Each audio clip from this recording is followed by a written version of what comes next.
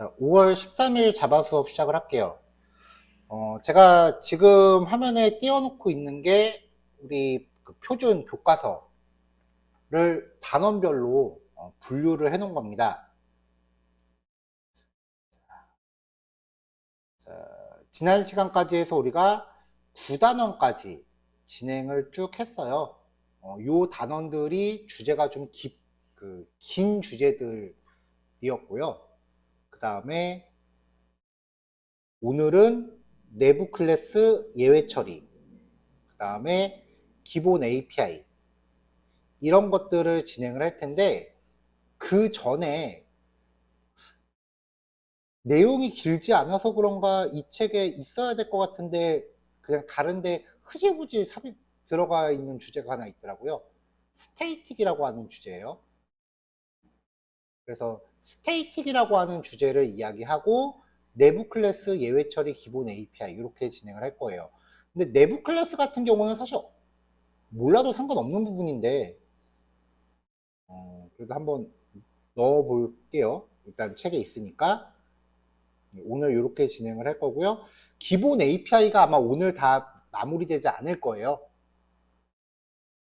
그래서 내일 기본 API 다시 이어서 하고, 컬렉션 프레임워크, 제너릭하고 람다식 같은 경우는 저는 수업에서 얘네들을 굳이 다루질 않거든요.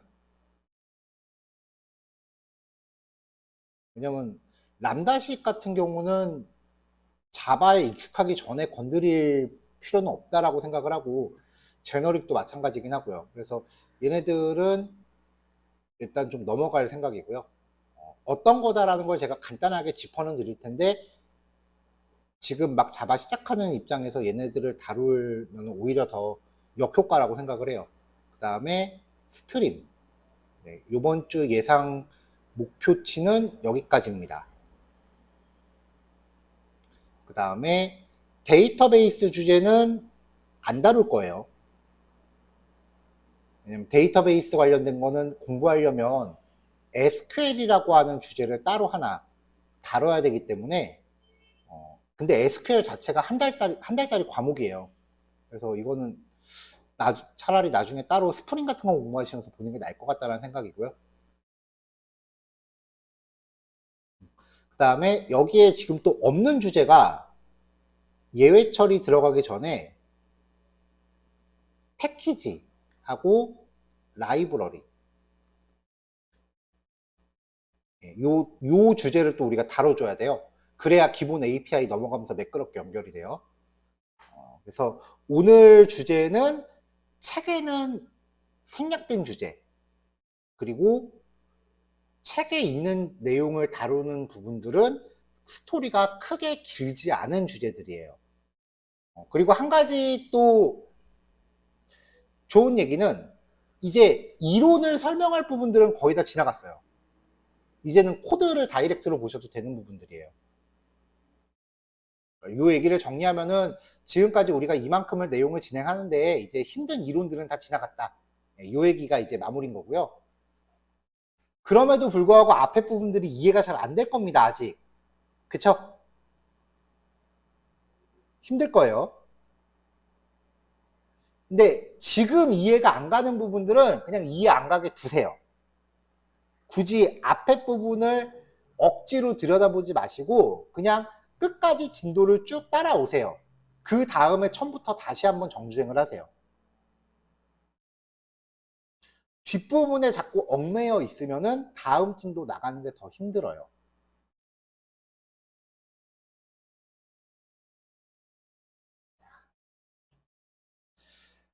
자, 이렇게 해서 이제 내용을 다뤄봅시다. 자, 22번째 단어는 스테이틱이라고 하는 주제인데요. 프로젝트는 제가 미리 만들어 놨고요. 얘기가 길지 않을 거예요. 근데 여기서 덩어리 큰 소스 코드가 하나 나와요.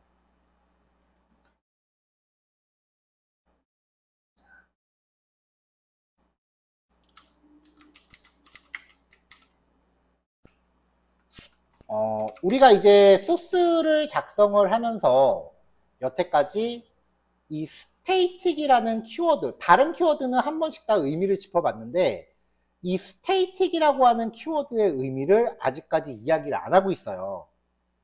그래서 오늘 첫 예제는 이 static이라는 키워드의 의미가 뭔지를 normal 카운터와 static 카운터라는 두 개의 클래스를 비교하면서 살펴보려고 합니다.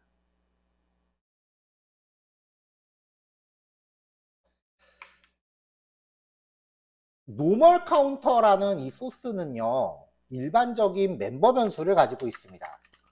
일반 멤버 변수입니다. 이 변수는 객체마다 독립적으로 보유하고 있어요. 자, 그러니까 이제 C1이라는 객체를 메인에서 하나 만들었어요. 노멀 카운터로. 그러면 이 클래스의 기능이 여기에다 부여되죠, 하나. 그 다음에 C2라는 객체를 생성하면은 또 이 클래스의 기능이 여기에 보유가 되죠. 객체를 생성하는데 C1에 포함된 카운터 변수와 C2에 포함된 카운터 변수는 각각 독립적인 데이터이죠. C1점 카운터와 C2점 카운터라고 합시다. 주석 라인이 너무 길어요.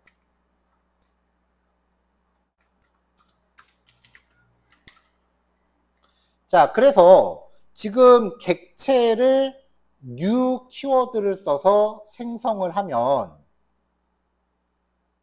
일단은 요 C1 안에 count라는 변수가 생성이 되고요. 생성자에서 count를 1 증가시켰습니다. 그럼 C1에 있는 카운터는 1이 되겠죠? 자, 그 다음에 normal counter 클래스의 객체를 또 생성했어요. 그럼 얘가 새로운 한 벌이 여기 활성화가 되는 거잖아요. 그럼 C2에 들어있는 카운터도 1이에요. 그래서 C1.getCount와 C2.getCount를 각각 출력하면 각각 독립적으로 1이 반환될 겁니다. 그래서 여기서 실행을 하면은 C1의 카운트가 1이고 C2의 카운트도 1이에요.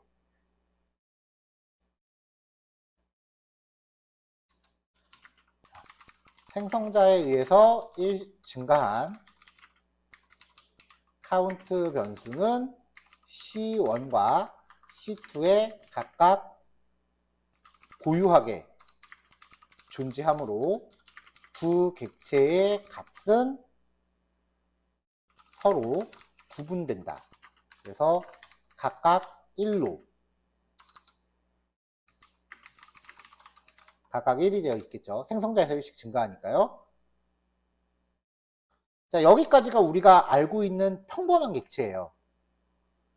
자, 지금 이 내용 인지하겠나요?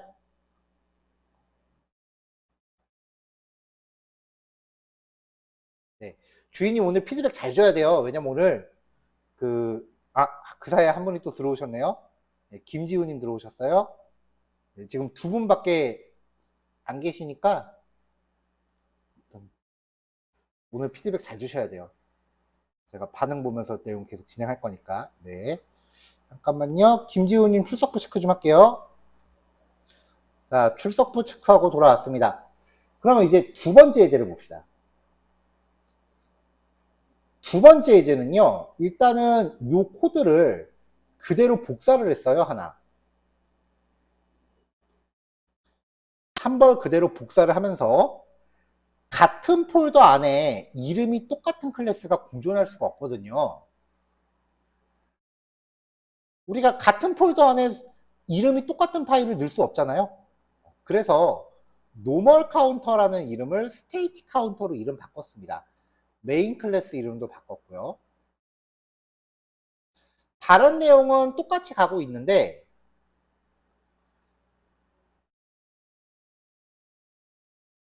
변수 앞에 스테이틱을 붙였어요.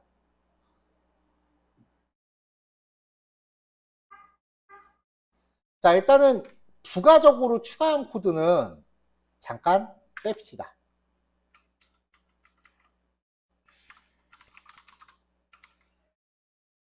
완벽한 비교를 위해서 부가적으로 추가한 코드는 빼고 갈게요.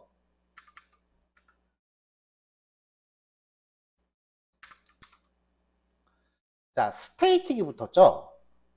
스테이틱이 붙은 변수는요, 정적 멤버 변수라고 부르는데요. 이름을 보면 오히려 더 헷갈려요. 기능은요, 이 클래스에 대한 모든 객체가 공유하는 값이에요.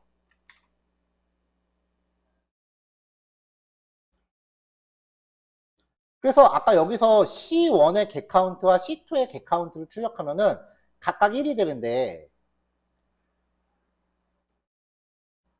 얘는요, 객체 생성을 합니다. 근데 C1에 접근하는 카운트 값과 C2가 접근하는 카운트 값은 서로 공유하는 데이터예요. 그 말이 무슨 말이냐면은 C1을 통해서 객체를 만들 때 이 카운트 변수가 1 증가를 했단 말이죠. 그러니까 C1에 대한 카운트 변수가 0에서 1 증가하니까 얘가 이제 1이 됐을 거란 말이죠. 그 다음에 C2의 객체를 또 만들면은 생성자에서 카운트를 또 1 증가하잖아요. 근데 C2가 사용하는 카운트 값도 같은 값이라는 거예요. 여기서 증가시키면 얘가 2가 되는 거죠. 그래서 C1.getCount라고 출력해서 카운트를 리턴해도 C2.getCount를 리턴해도 둘 다 이 값을 가져가니까 여기서 모두 2가 출력됩니다.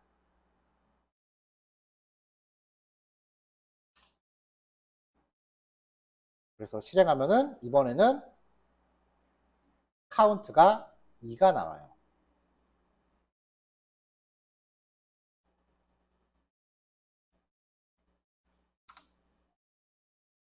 자, 이게 스테이틱이라는 키워드의 특징입니다. 공유할 수 있는 자원을 만든다는 거예요.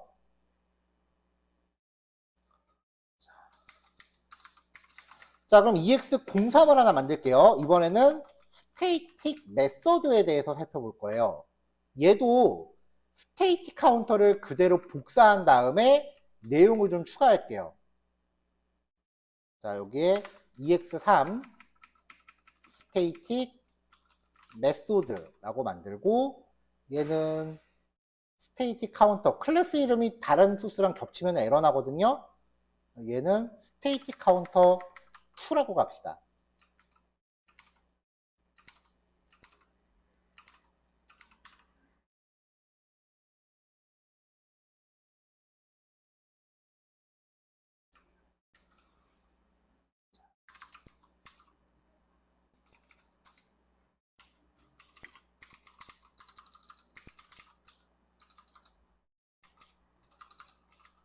스테이틱 변수를 리턴하는 스테이틱 메서드 get static.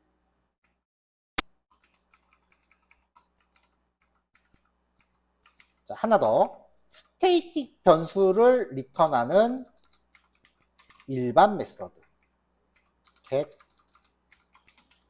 normal. 자, 지금 아무런 에러도 안 나요.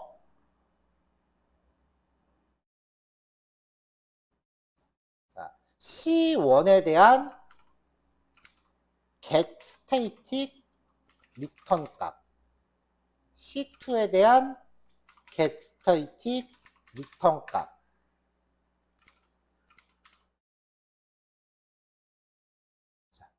지금 보면 노란 줄가 있는 거 보이죠? 그 다음에 노멀에 대한 리턴 값.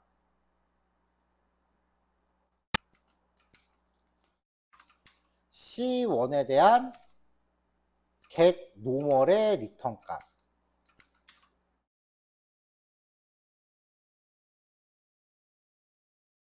자, 얘는 스테이틱을 빼야죠. 자, 일단 이렇게 해놓고 실행하면은 결과는 별 문제 없을 텐데 여기 노란 줄이 나와서 지금 경고가 뜨고 있어요. 이거에 대해서 이해를 해야 돼요. 일단은 다 똑같은 값이 나옵니다.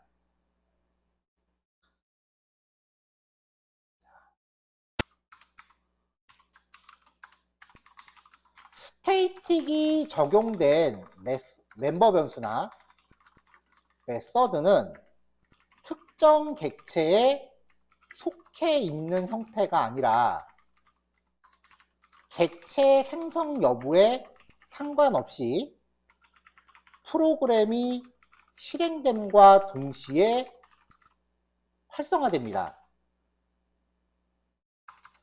그러므로 스테이틱 자원은 객체를 통해서가 아닌 클래스 이름을 통해서 접근해야 합니다.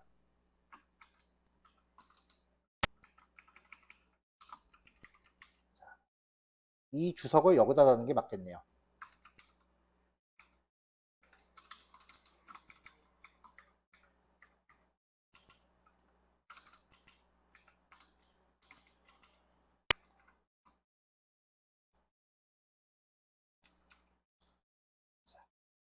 공유 자원이니까 스테이틱은 공유하는 거라 그랬잖아요. 그래서 공유 자원이기 때문에 어떤 객체를 통해서 이렇게 접근하게 하려면은 소속이 애매해진다는 거죠. 누구의 것도 아니에요. 그래서 스테이틱 카운터 2 이렇게 클래스 이름을 통해서 접근해야 된다는 거예요. 멤버 변수도 마찬가지입니다.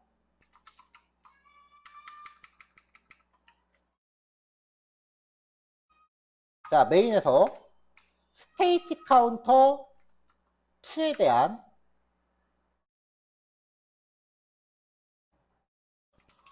카운트를 바로 접근해 볼게요. 스테이틱 변수에 대한 직접 접근. 특정 객체에 속해 있는 형태가 아니므로 객체 생성 전에도 클래스 이름을 통해 사용 가능해요. 맨 마지막에 한 번 더 전체 객체의 수를 다시 한번 출력해 볼게요.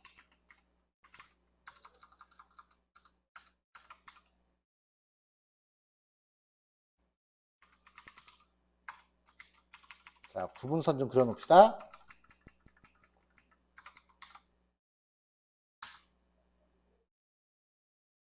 자, 처음에 객체 만들기 전에 객체 수 0이었는데 객체를 생성하면서 객체 개수가 2개다. 노멀을 통해서 접근하건 스테이틱을 통해서 접근하건 똑같은 값이 나왔고요. 변수를 바로 접근해도 2라고 나왔죠. 그러니까 스테이틱이라고 하는 거는 모든 객체가 공유하는 값이다 라고 인지하시면 됩니다.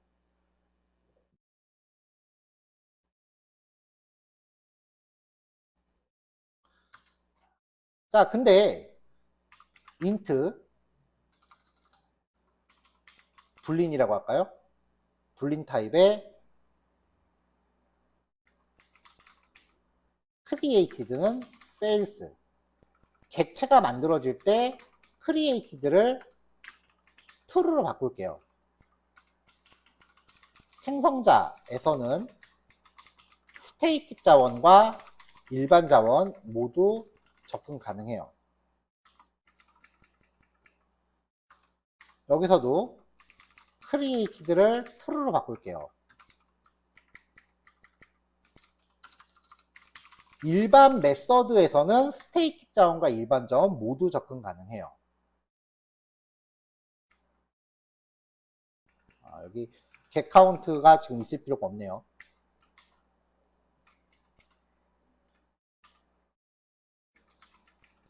밑에 get normal하고 용도가 겹치니까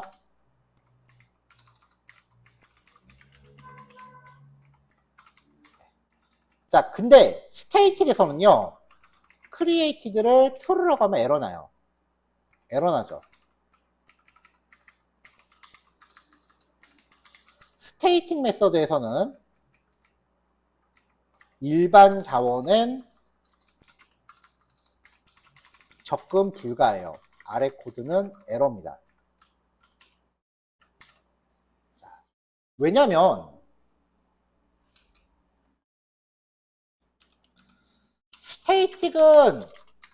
스테이틱은 객체가 생성되지 않더라도 존재하는 값이에요. 일반 멤버 변수는 객체가 생성되어야만 존재하게 돼요. 일반 메서드도 객체가 생성되어야만 활성화되는 기능이에요. 스테이틱 메서드도 객체의 생성 여부에 상관없이 객체가 생성되지 않더라도 활성화되어 있는 기능이에요. 그러니까 일반 메서드 입장에서는 일반 메서드가 활성화된 시점에서는 스테이틱 기능은 당연히 존재하고 있어요. 하지만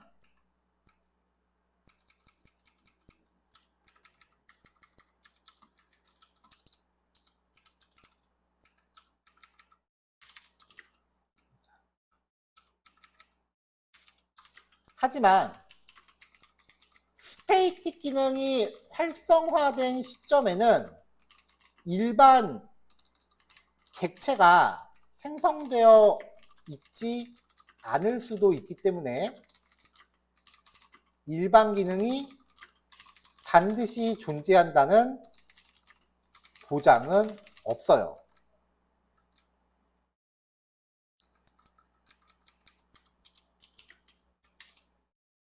자, 그러니까 지금 여기서 스테이틱 기능은 객체 만들기 전에도 쓰고 있다고요.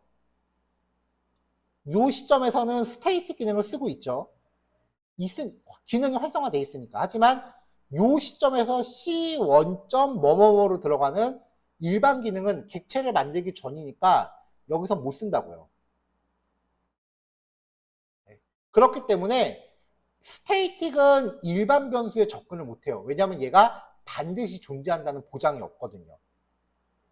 이게 스테이틱이라는 키워드가 붙었을 때에 대한 그 사용 제약이에요. 그럼 이런 거를 도대체 언제 써야 되느냐에 대한 의문이 조금 남죠. 그거는 이제 다음 예제로 이야기를 해봅시다. 일단 여기서 한번 끊을게요.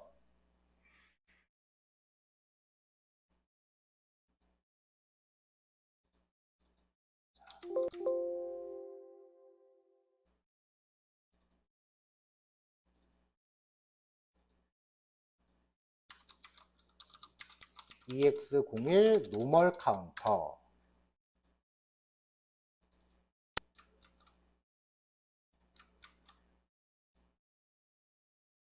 EX02 스테이틱 카운터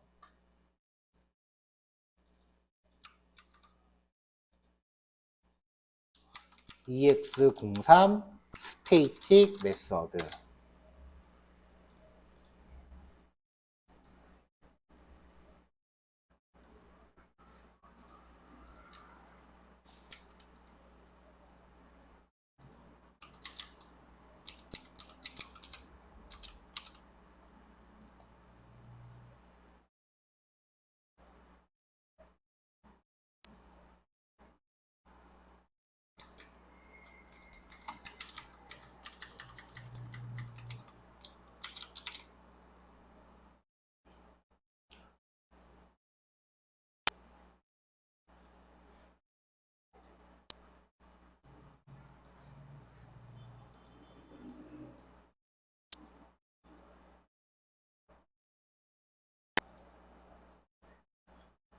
자, 22단원 첫 번째 파일입니다.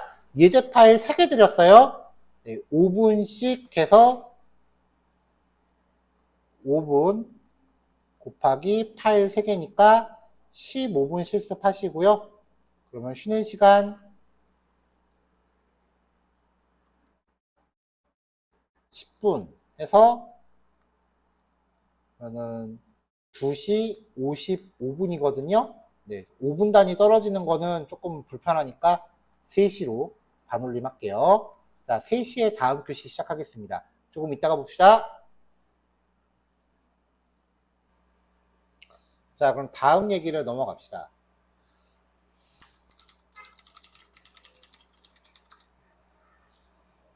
객체 지향 디자인 패턴이라고 하는 게 있어요. 아무거나 이제 따고 들어와 보면은 여태까지 우리가 자바 프로그래밍에 대한 작성 규칙들을 살펴봤단 말이죠. 클래스를 만드는 규칙들을 쭉 살펴본 건데, 그럼 점점 복잡해지잖아요, 그게. 그래서 이거를 좀 간결하게 정리할 필요성이 생겼어요. 그래서 디자인 패턴이라는 게 생겼는데요. 프로그래밍 형식을 정하는 일종의 약속이라고 여기는 이렇게 정리가 되어 있네요. 디자인이라고 하면 우리는 그냥 화면상에 이쁘게 보이는 디자인을 떠올리기가 쉬운데, 코딩에서의 디자인이라 함은 설계를 뜻해요. 그래서 이 설계를 패턴화 시켰어요. 패턴이라고 하는 거는 공식화 시켰다는 거예요. 공식으로 만들다시피 했다는 거예요. 저번에도 한번 이야기했지만 자바 프로그래밍은 혼자서 다 코딩한다가 아니라 여러 명이 협업을 하는 상황을 염두에 두고 만들어진 거예요. 근데 만약에 5명이 같이 코딩을 하다가 한 명이 퇴사를 했단 말이죠. 회사를 그만뒀어요. 그러면은 충원을 하기 위해서 새로운 사람이 투입이 돼야겠죠. 그러면은 새로 투입된 사람은 기존에 퇴사한 사람이 작성하던 코드를 이어서 작업을 해야 되는데, 남이 작성한 코드를 살펴보는 게 생각보다 그렇게 쉬운 일이 아니에요. 굉장히 복잡하고 어려운 일이에요. 그래서 설계 자체를 규격화시켜서 누가 작성하건 간에 코드가 비슷비슷하게끔 나오도록 자바 코드를 작성하는 과정을 획일화시켰다는 거죠.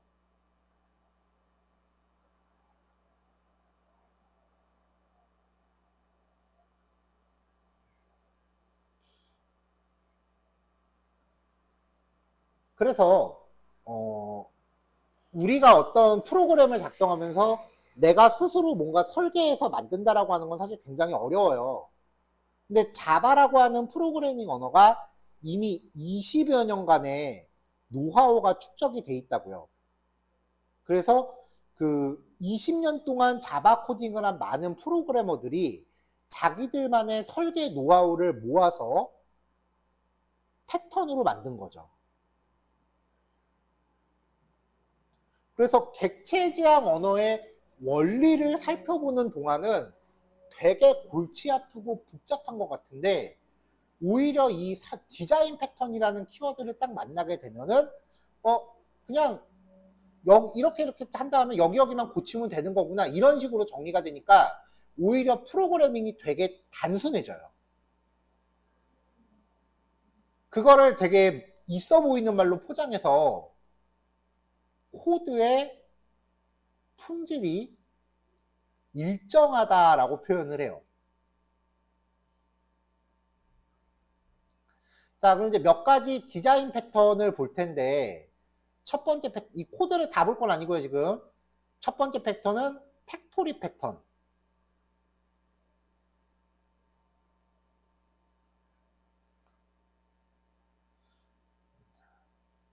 그 다음에 두 번째 패턴은 빌더 패턴.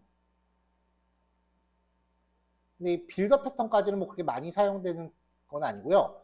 세 번째는 싱글톤 패턴. 이 싱글톤 패턴은 이름을 기억해 놓으세요. 지금 왜냐하면 스테이틱 키워드를 써서 만드는 패턴이기 때문에 우리가 이번 교시에 익혀볼 게 싱글톤 패턴이에요.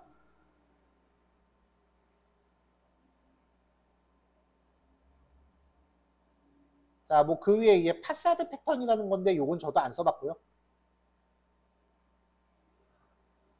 뭐 반복자 패턴 이런 것도 필요 없고 가장 핵심적인 게 MVC 패턴. 이게 찐이죠. 최근 어플리케이션 개발에 있어 상당히 중요한 모델이 된 패턴이래요.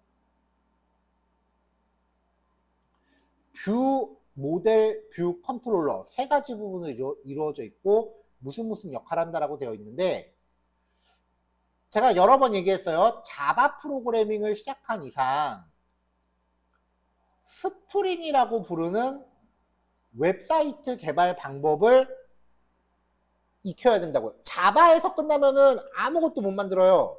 스프링까지 가야 돼요. 이 스프링을 만들 때 들어가는 핵심 설계 패턴이 MVC 패턴이에요. 프로그램 하나를 모델, 데이터 처리, 뷰, 화면 처리, 그 다음에 컨트롤러 이 두 개를 중앙에서 제어하는 처리. 이렇게 웹페이지 하나를 3권 분립시켜서 만드는 패턴이 MVC 패턴이거든요. 이게 스프링에서 쓰이는 가장 핵심이에요.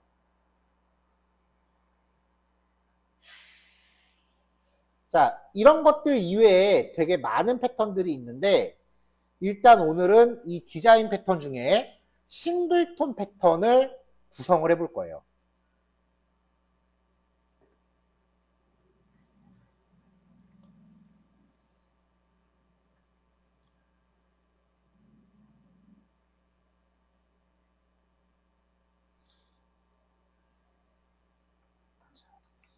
자, EX04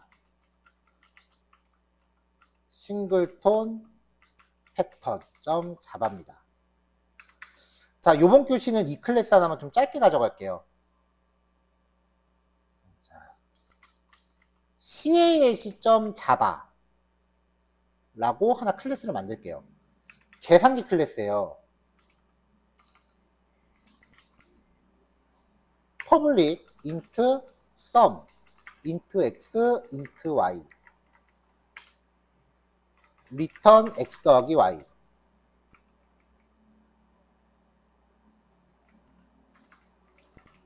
public int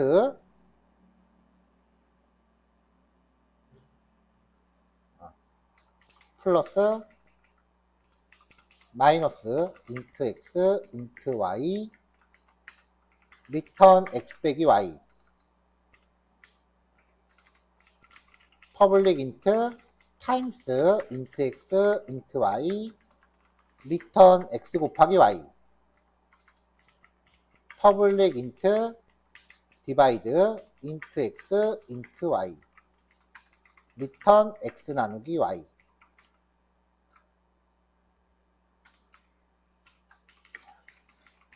계산기 기능을 갖는 클래스입니다.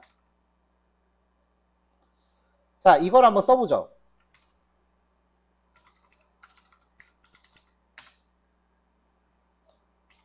자, int x는 100이고요. int y는 50이에요.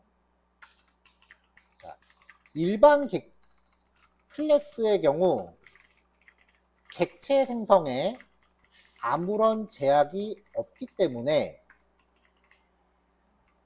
각각의 메서드를 호출할 때마다 새로운 객체를 생성할 수 있습니다. calc-c1은 new calc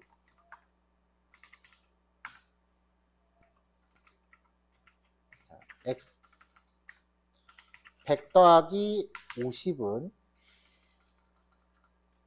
%d 플러스 %d는 %d 라고 해놓고 x하고 y 주고요. c 원점 플러스 x, y.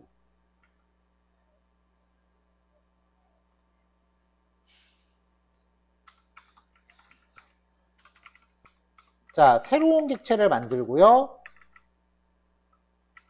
x 빼기 y를 만들어서 얘는 c2점 마이너스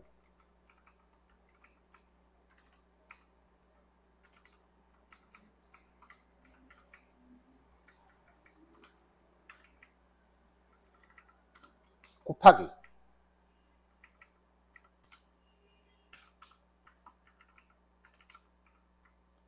C4를 하나 또 만들게요.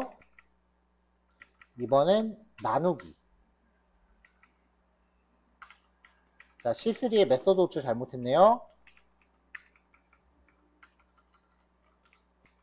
이렇게요. 자, 이렇게 하면은 동작하는데 아무 문제가 없어요.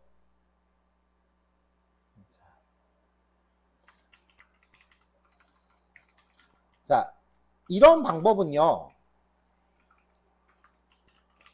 위와 같은 방법은 하나의 객체를 통해 메서드를 4번 호출하는 것보다 불필요한 메모리 소비가 더 많아요. 무슨 말이냐면 CALC 타입의 C5는 New CALC 라고 만들고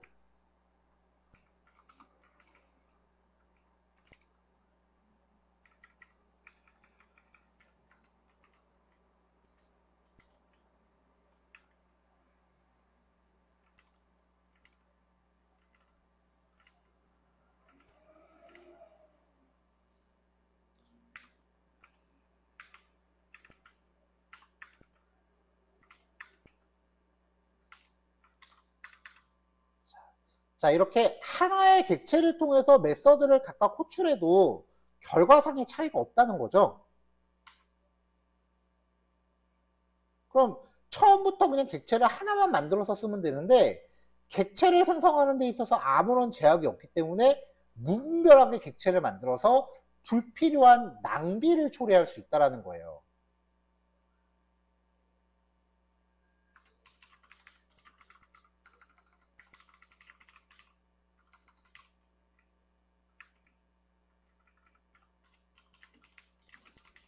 아래와 같이 처리하는 것이 메모리 절약에 효율적이라는 거죠.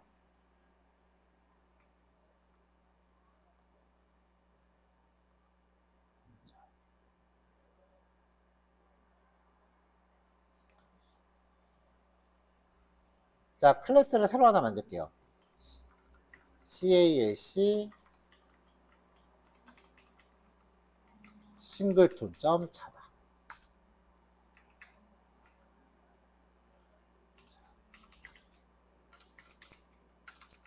은닉된 형태로 스테이틱 멤버 변수를 선언하는데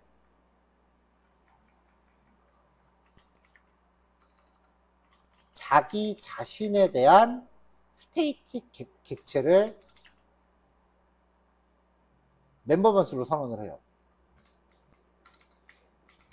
private CALC 싱글톤 current. 그냥 이렇게 선언하면은 안 되고 스테이틱으로 선언을 해요. 왜냐면 스테이틱은 공유 자원이라 그랬잖아요. 스테이틱은 공유 자원이므로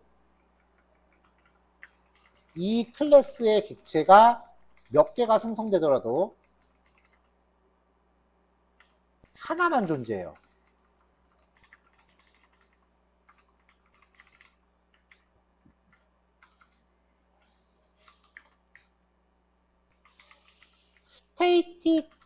객체는 를 할당하기 위한 스테이틱 메서드를 생성을 합니다. 불필요한 객체 생성 없이 스테이틱 객체를 할당해요. 그래서 public static 이 클래스의 객체를 리턴하는 get instance라는 메서드를 만들게요.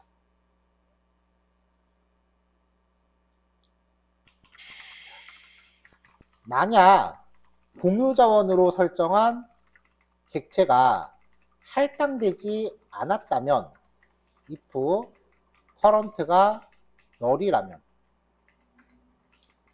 current는 new calc 싱글톤 return current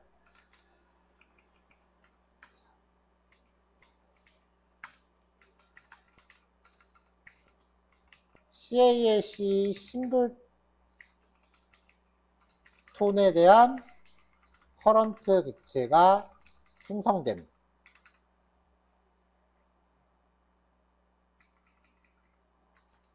자, 그 다음에 new 키워드를 통해 외부에서 new 키워드를 통한 객체 생성을 금지하기 위해 생성자를 은닉합니다. private calc 싱글톤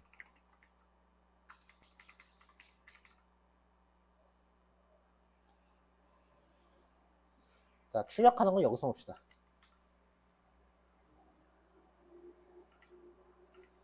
같은 클래스끼리는 호출돼요. 같은 클래스 안에서는 호출 가능하므로 이 소스 안에서 new를 사용하는 것은 허용되는 거죠.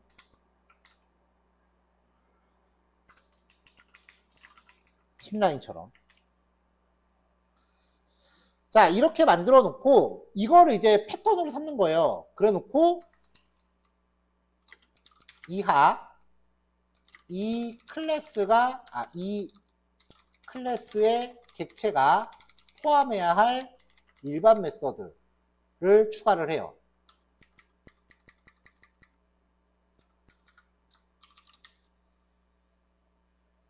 아까처럼 이렇게 만드는 거죠.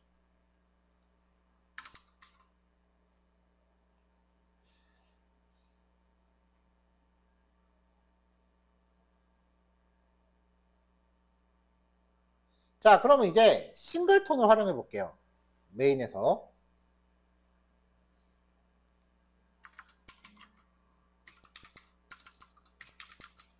싱글톤 객체를 생성하여 활용하기.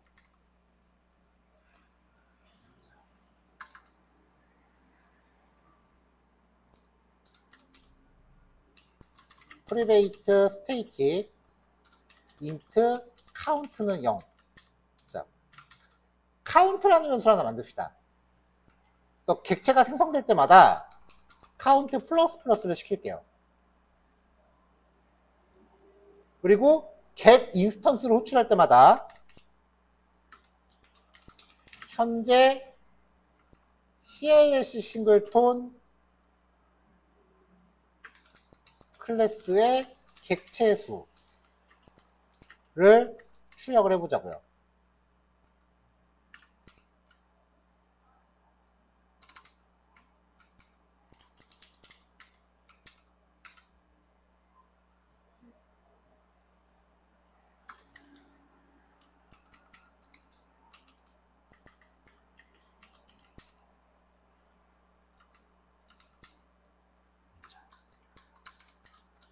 calc 싱글톤 타입의 C는 new calc 싱글톤이라고 하면 생성자가 은닉되어 있기 때문에 이건 에러가 나요.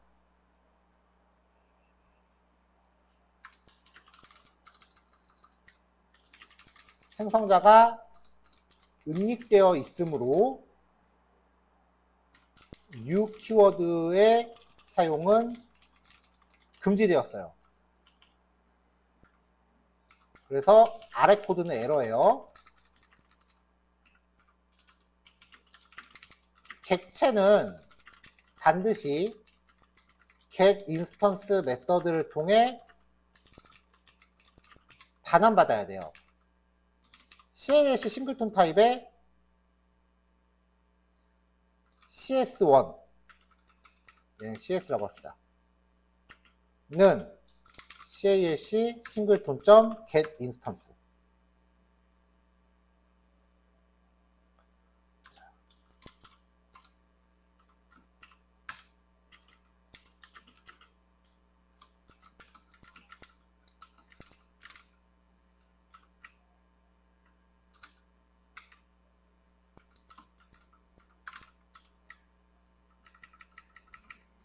자, 객체를 여러 개 반환받아 볼게요.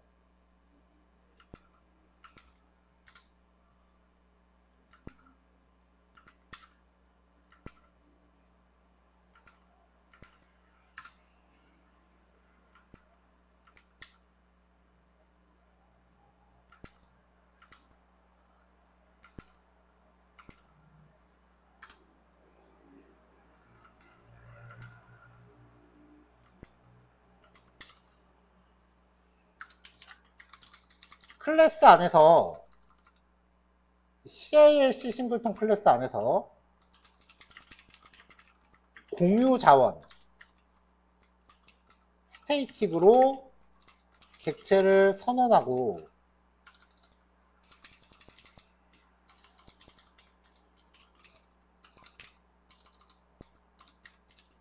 널 여부를 검사하여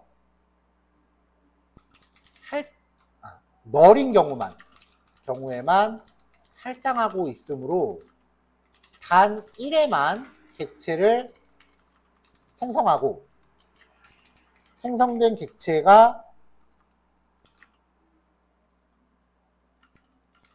get 인스턴스 메서드를 통해 돌려 사용한다.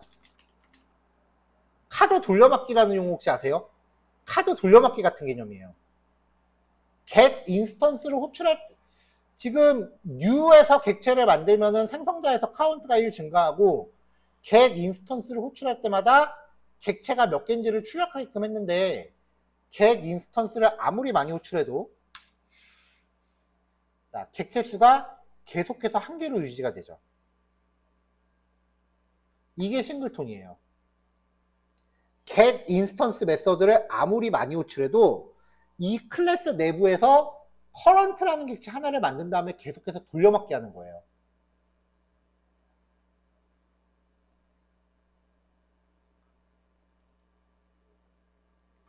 자, 그럼 이제 앞으로 싱글톤을 만든다라고 했을 때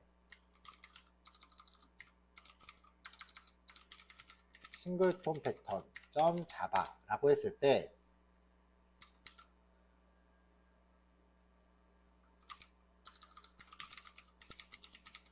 자, 불필요한 주석은 뺍시다. 그리고 개수를 카운트하기 위한 변수도 뺄게요.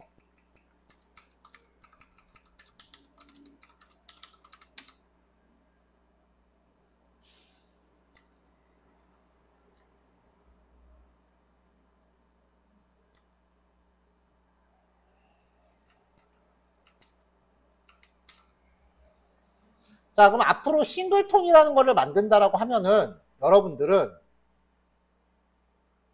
클래스를 만든 다음에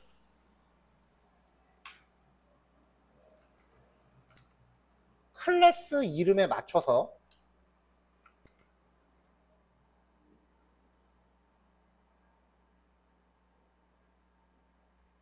이마만큼의 코드를 무조건 복사해서 갖다 놓고 클래스 이름에 맞춰서 여기만 수정해주면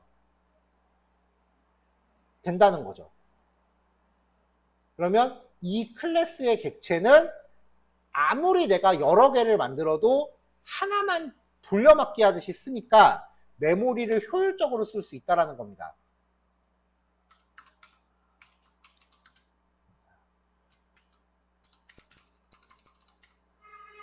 아래 코드를 패턴으로 삼고 클래스 이름만 변경하여 싱글톤 패턴을 만들 수 있습니다.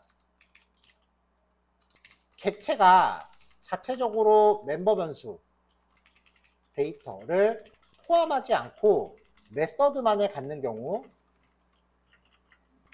싱글톤으로 클래스를 정의하면 불필요한 메모리 사용을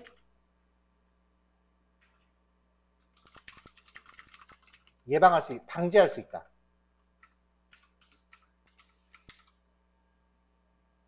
싱글톤 패턴 언제 쓰나요? 멤버 변수 없는 클래스를 만들 때. 메서드만을 갖는 클래스를 만들 때예요. 이후에 싱글톤 패턴으로 뭔가 우리만의 기능을 구현하는 사례들이 종종 나올 겁니다. 그때 제가 싱글톤 패턴 구성하시고요 라고 말씀드리면 이만큼의 코드를 기계적으로 쭉 작성하시면 돼요. 지금 싱글톤 패턴의 흐름이 이해가 안 된다 하더라도 그냥 이 코드의 생김새만을 그냥 기억해 놓으세요. 일단 외워놓고 나중에 천천히 이해하셔도 돼요. 물론 지금 당장 이해가 되면 더 좋겠지만요.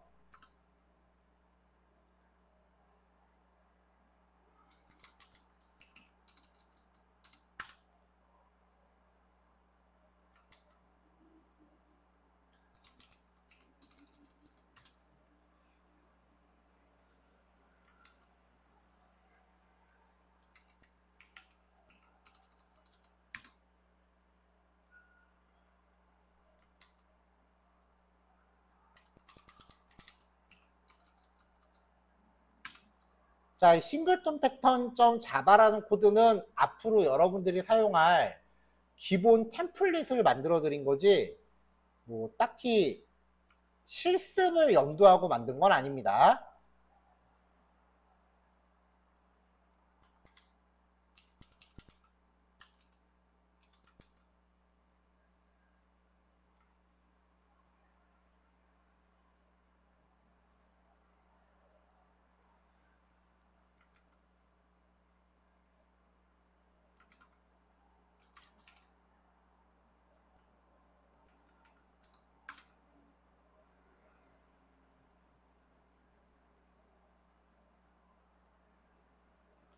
자, 스테이틱 두 번째 전달했어요. 이걸로 이제 스테이틱을 마무리할게요.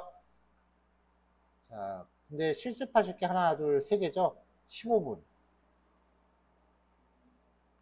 45분.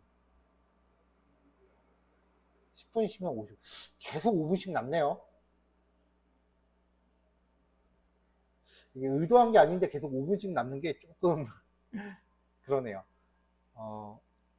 자, 일단 스테이틱에 대해서 여기까지 이제 해서 정리하는 걸로 할게요. 스테이틱을 활용한 싱글톤 패턴이라는 거 꼭 기억해 놓으세요.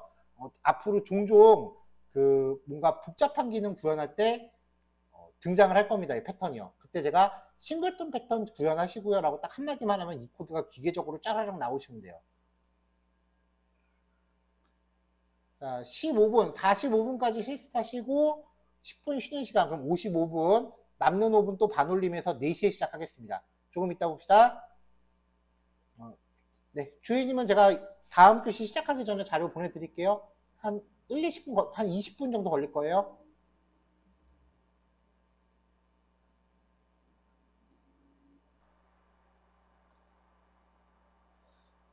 자, 스테이틱에 대해서 살펴봤습니다. 다음 주제는요, 예외 처리라고 하는 주제예요.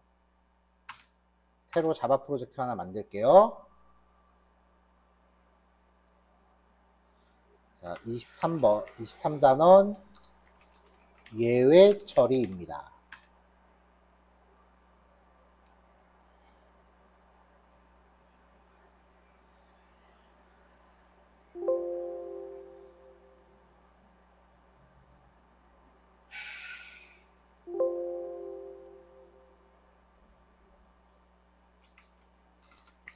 자, EX01 예외의 이해.java입니다.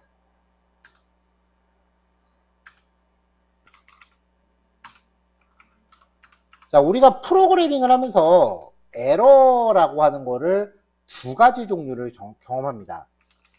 에러의 종류 1. 신텍스 에러. 이거는 문법 에러예요. 자바의 코딩 규칙을 지키지 않아 컴파일이 불가능한 상태입니다. 대체로 편집기에서 빨간색으로 강조 표시돼요. 흔히 우리가 문법 에러라고 표현하는 것들이에요. 자, 예를 들면은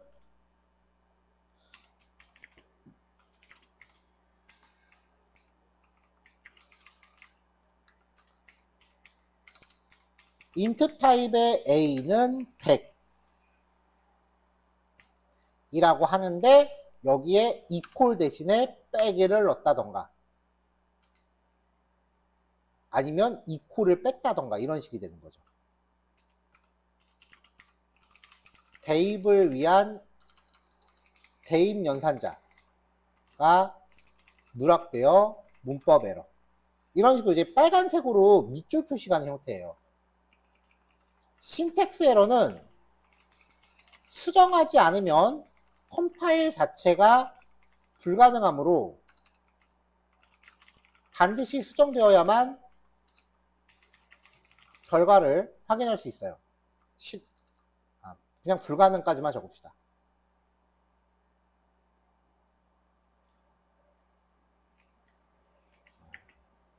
이 말은 여기다 적는 게 낫겠네요.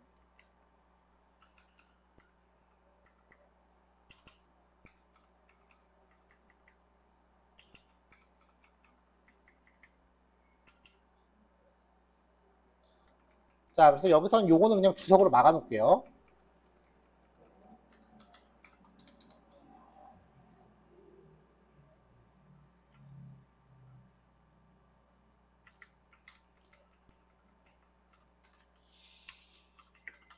자, 두 번째는 런타임 에러예요. 실행 중 발생하는 에러. 문법적으로는 아무런 오류가 없지만, 아무런 문제가 없지만, 프로그램이 실행하면서 겪는 논리적 오류로 인해 발생하는 에러예요. 컴파일이 되어 실행되면서 되는 과정에서 프로그램이 다운됩니다. 가장 대표적인 게 배열의 인덱스 초과예요. int 타입의 배열 k는 10, 20, 30이라고 해놓고서 system.out.println k의 0번째부터 1, 2, 3이라고 하면은 여기서 인덱스가 3인 데이터가 없으므로 에러가 발생을 해요.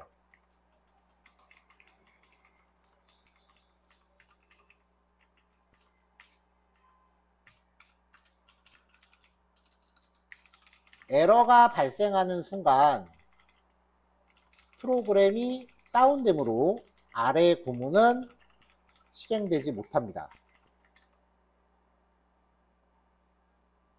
실행을 하면은 이런 식으로 exception in thread main 하면서 무엇 때문에 에러가 발생했다라고 에러 메시지가 나타나는 경우에요. 실행하는 도중에 다운됩니다. 프로그램이요. 이런 상황을 런타임 에러라고 합니다.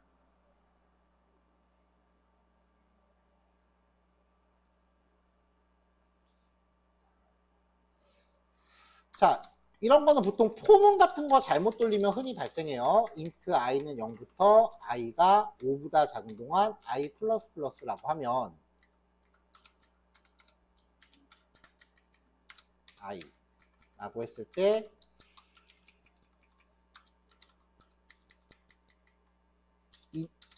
인덱스가 3인 데이터가 없으므로 i가 3일 때 에러가 발생을 해요.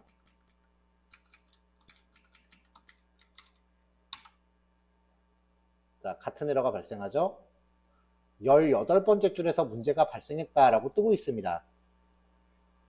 여기서 에러 뜨고 있죠.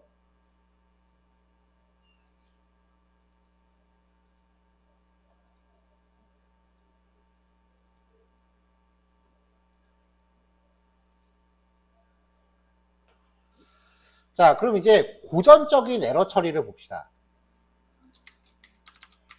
EX02 고전적 예외 처리.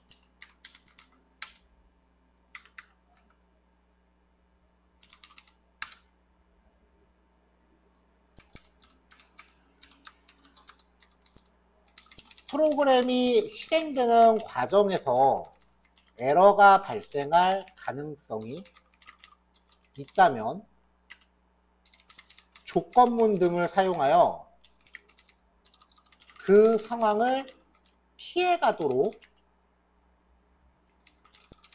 구성해야 돼요. 자, 예를 들어서 아까 요 반복문을 봅시다.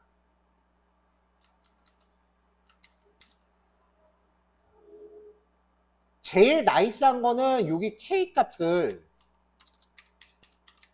랭스보다 작다로 바꾸면 되는데 여기 5라는 상황을 고정시켜 놓는다고 가정하면 if i가 3보다 작은 동안만 출력을 해라.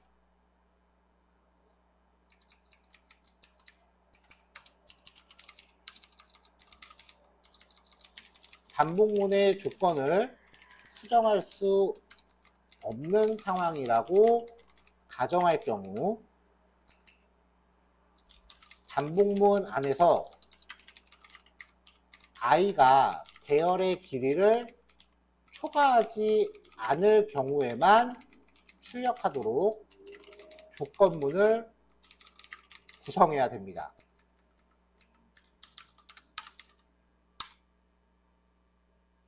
이렇게요.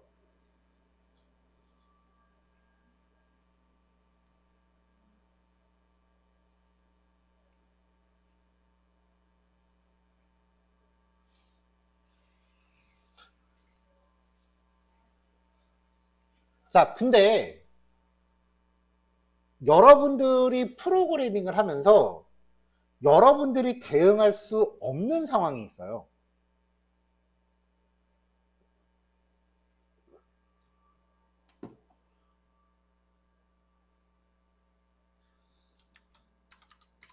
EX03 예외 처리점 자바.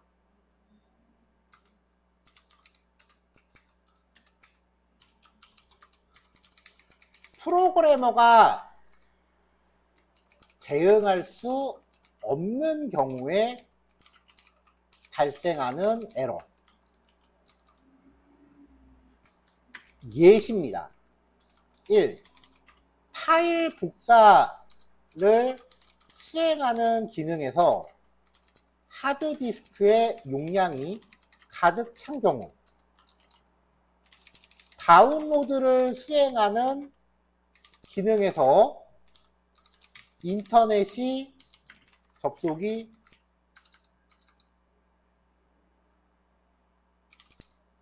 끊긴 경우,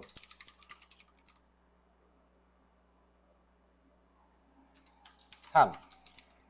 USB에 파일을 저장하는 과정에서 USB의 연결이 강제로 해제된 경우 등등.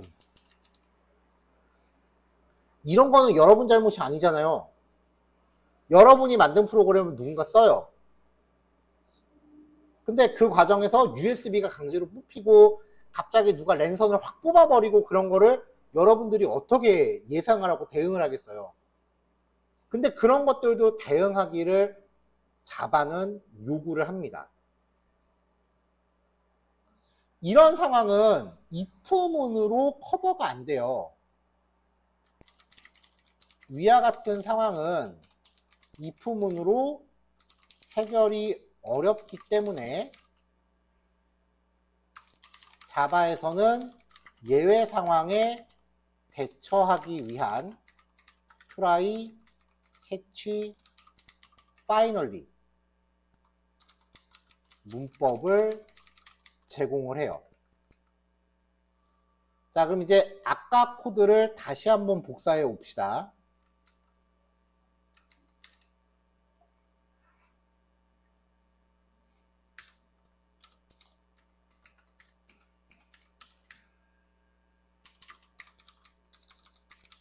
에러가 발생할 것으로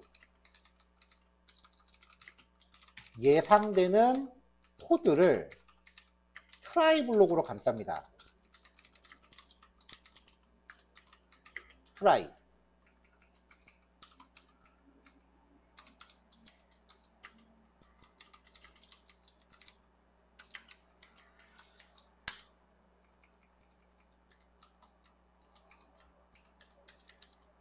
에러가 발생할 것으로 예상되는 코드를 try 블록 감쌉니다.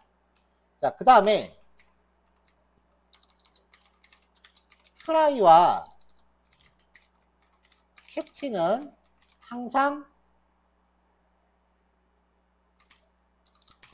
함께 명시되어야 돼요. try 블록을 수행하는 과정에서 에러가 발생하면 프로그램이 다운되지 않고 그 즉시 캐치 블록으로 제어가 이동됩니다.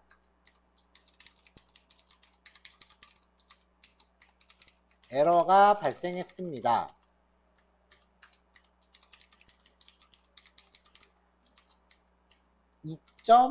get message 라고 출력하면은 에러 이유가 나옵니다. 에러의 원인.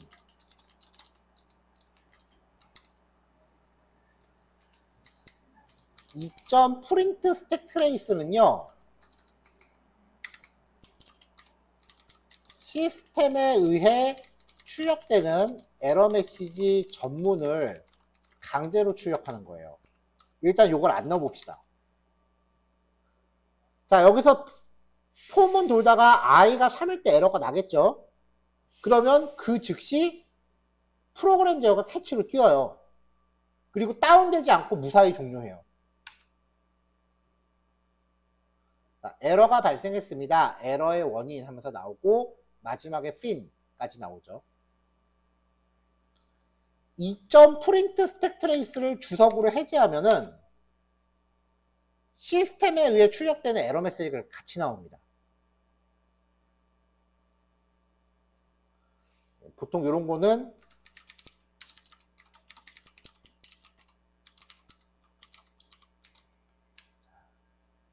이런 식으로 해서 이제 정상적인 출력 부분하고 좀 구별을 해요.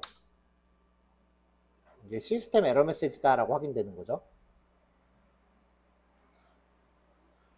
왜냐면 시스템 에러 메시지에 몇 번째 줄에서 에러가 났다라는 구문이 같이 있기 때문에 이거를 가급적이면 출력을 해주는 게 좋아요.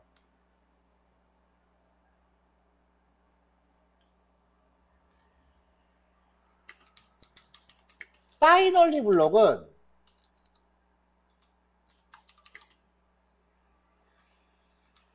에러의 발생 여부에 상관없이 무조건 실행되는 블록이에요. 캐치 블록은 try 블록 안에서 에러가 발생한 경우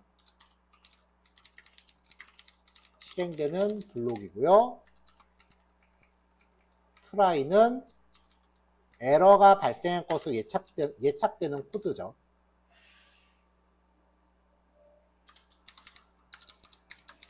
system.out.println 배열 탐색 종료.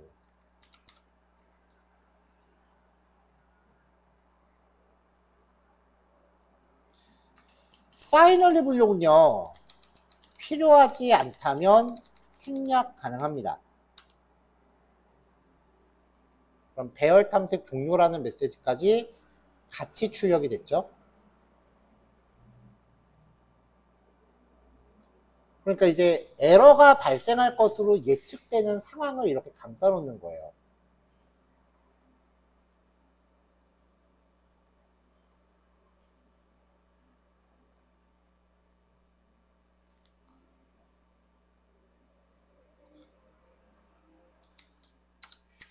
EX04 에러 상황의 세분화.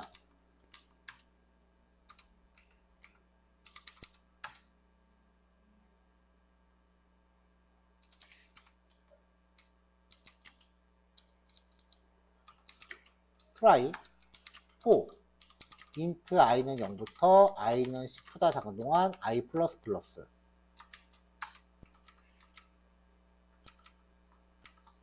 int i는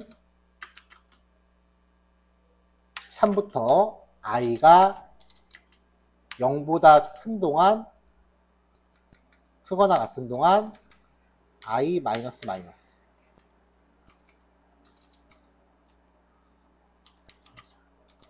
그 데이터는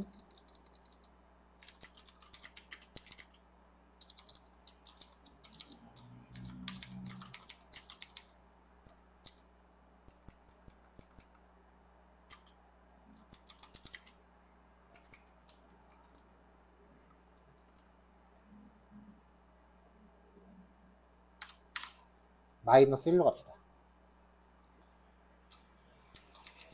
system.int k는 데이터의 i번째 나누기 i. system.out.println k.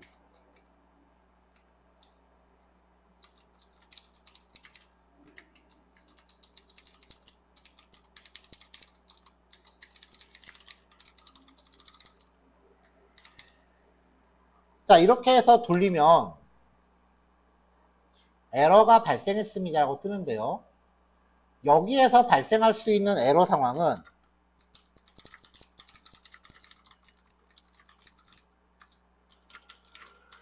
배열의 인덱스를 초과한 경우,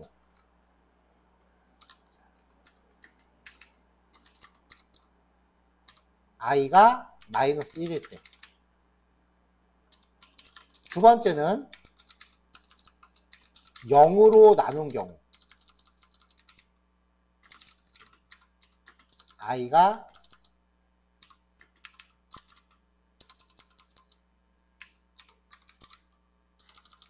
0일 때예요.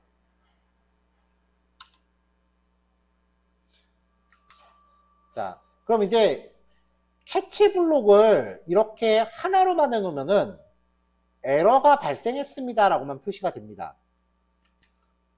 근데 캐치 array index out of bounds exception,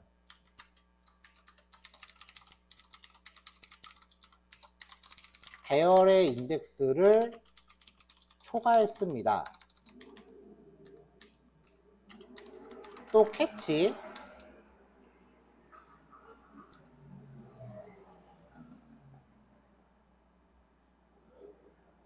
네, 요거일 것 같은데,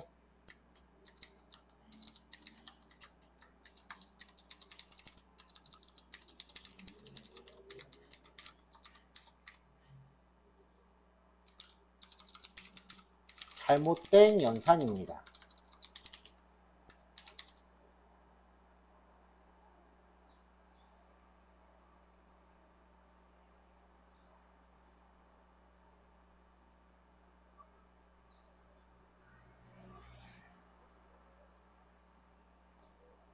이게 아닌가?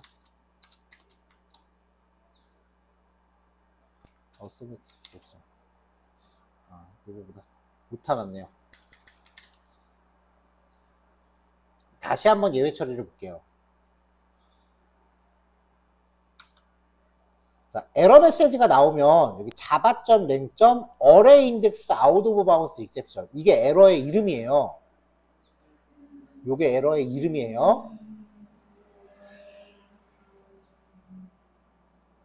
캐치 블록에서 그 에러의 이름으로 캐치문을 에러 발생할 수 있는 에러 종류별로 이제 세분화를 시키는 거죠.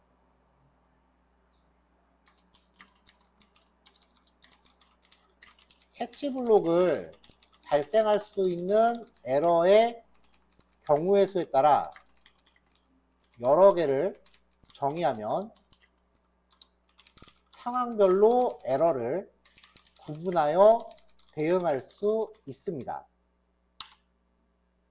자, 지금은 잘못된 연산입니다. i가 0일 때 0으로 나누려고 하니까 잘못된 연산입니다 라고 뜨죠. 자, 그럼 이번에 여기에 i가 0이 아닐 때만 0으로 나누고, 그렇지 않으면은 i를 넣어라. 이렇게 해볼게요.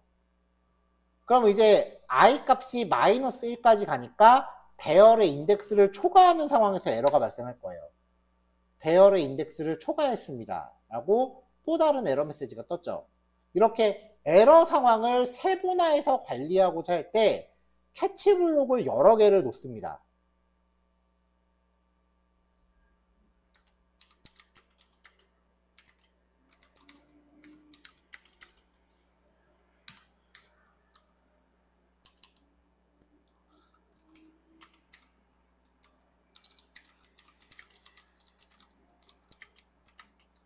마지막으로 익셉션 2.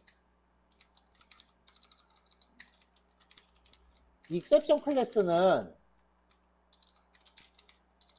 자바의 모든 예외 클래스에 대한 최상위 클래스예요. 그래서 캐치 블록에서 익셉션 객체를 선언하면 모든 에러 상황들이 익셉션 형태로 암묵적 소멸한대요. 그래서 익셉션에 대한 캐치 블록은 모든 예외 상황에 대응한 후 마지막에 알 수 없는 에러에 대한 보험으로 명시해 두면 됩니다. 보험이라고 하니까 좀 이상하다. 예비책으로, 대비책.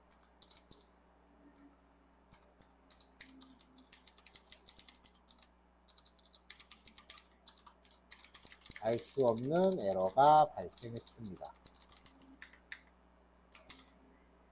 자, 이게 try catch finally에 대한 문법 설명입니다. 요거를 응용해서 우리가 에러 상황을 직접 만들고 제어할 수가 있어요. 일단은 여기까지 먼저 확인하신 다음에 개발자가 에러 상황을 직접 만들어가는 과정에 대해서 이야기를 해볼게요. 자, 소스 파일 이미지로 변환하고 있어요.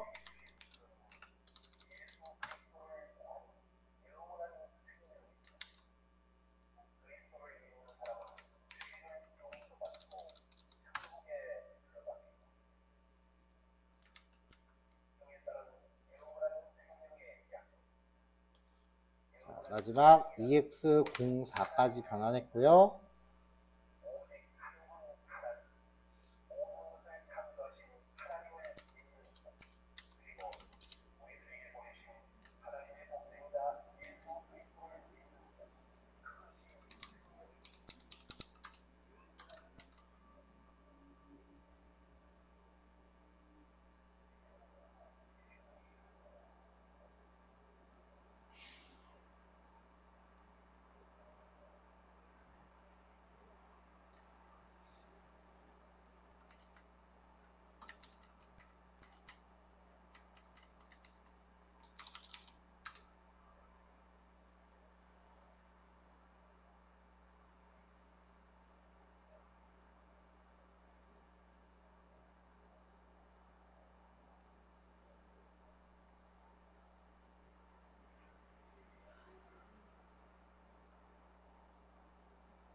자, 파일 보냈습니다. 이거 실습하시면 됩니다.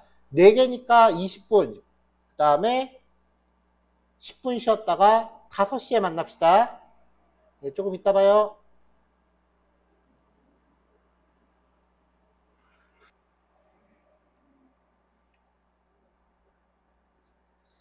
예외, exception이라고 부르는데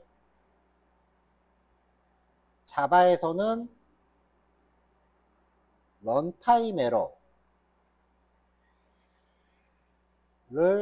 예외 상황이라고 부릅니다. 그러니까 이제 에러가 감지할 것처럼 예상되는 상황에 대해서는 우리가 try catch finally라는 구문을 쓸 수 있다라는 건데, try catch finally를 굳이 일부러 쓰려고 노력 안 하셔도 돼요. 자바에서는 개발자가 스스로 대응하기 힘든 상황, 아까 말했던 것처럼 랜선을 갑자기 확 뽑아버린다, 뭐 그런 상황들에 대해서 코딩을 할 때 try catch finally를 강제하고 있어요. 그러니까 try catch finally를 쓰지 않으면은 에러가 날 수밖에 없게끔 문법적으로 만들어 놓습니다. 자, 아까 만들었었던 CALC 클래스를 다시 한번 만들어 볼게요. private static CALC 타입의 current public static CALC를 리턴하는 get instance if current가 null이라면 current는 new CALC return current private CALC. 자, 싱글톤 클래스를 정의한 거예요.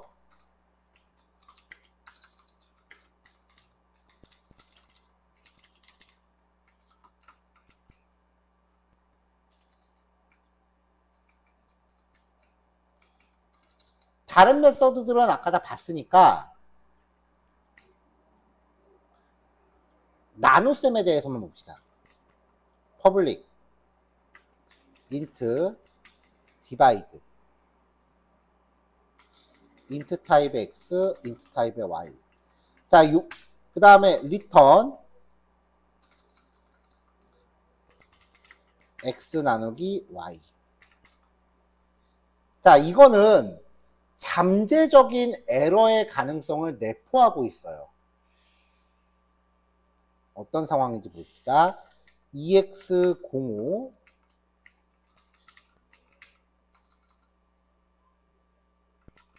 예외 처리 2점 잡아입니다.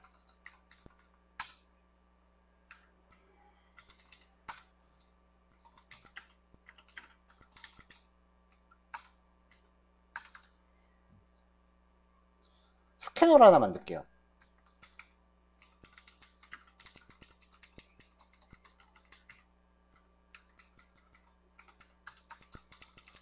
타입의 리더는 new 스캐너. int 타입의 x는 reader.next int system.out.print x를 입력하세요.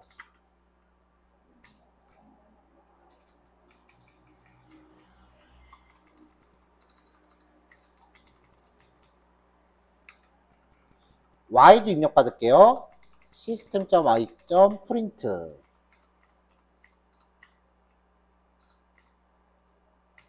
y를 입력하세요. int 타입의 y는 reader.next int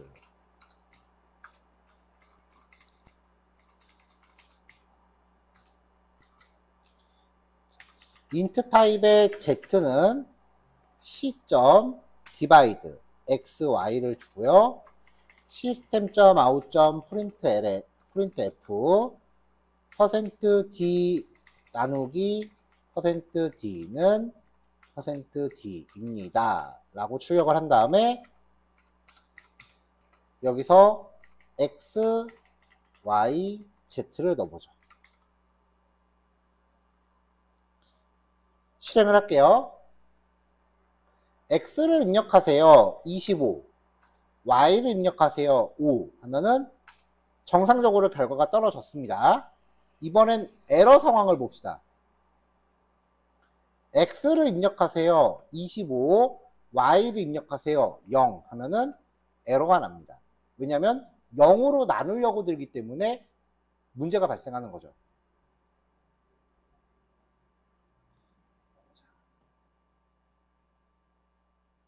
자, 그러니까 입력값이 y에 대한 입력값이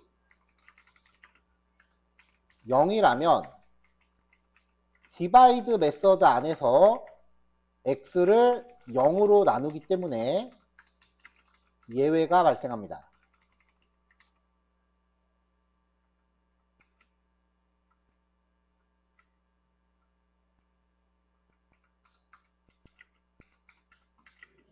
그러니까 이 안에서는 잠재적인 에러의 가능성이 있다는 거예요.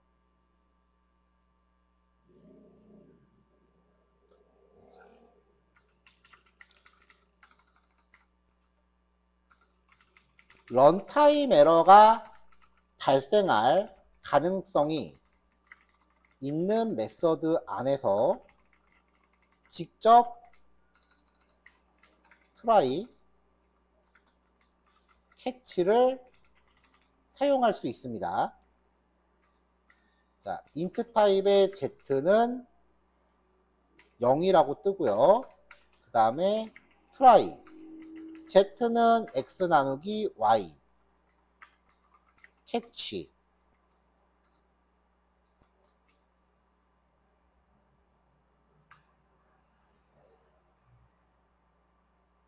자꾸 잘못 선택하네요.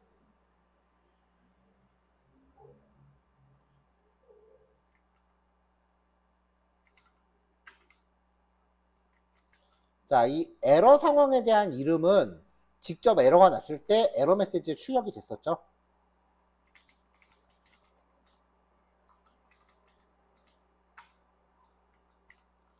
(0으로) 나눌 수 없습니다. 라고 에러 메시지를 보여주면서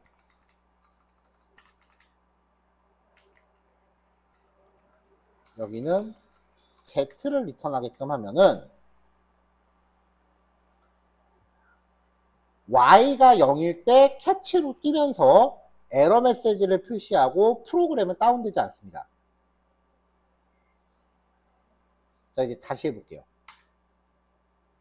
x를 입력하세요. 25. y를 입력하세요. 0 하면은 에러 메시지가 나오고 결과가 정상적으로 나오죠.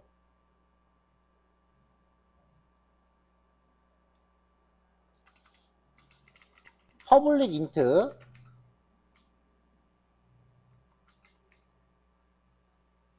divide ex int 타입의 i x int 타입의 y return x 나누기 y 라고 하면서 이러면 아까랑 똑같잖아요. 에러 발생 가능성이 있죠. throws 발생할 가능성 에러. 메서드를 선언하면서 그 안에서 발생 가능성이 있는 에러 상황을 throws 처리하면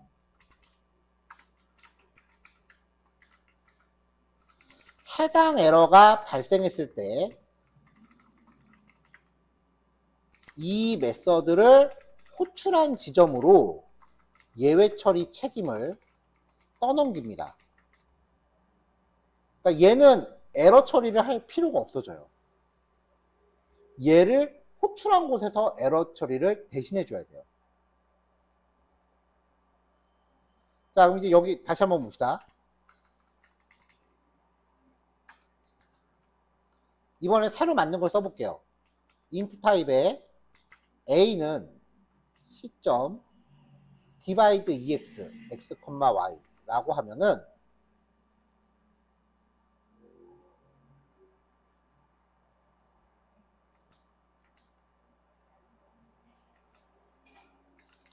자, divide를 실행했을 때랑 divide ex를 실행했을 때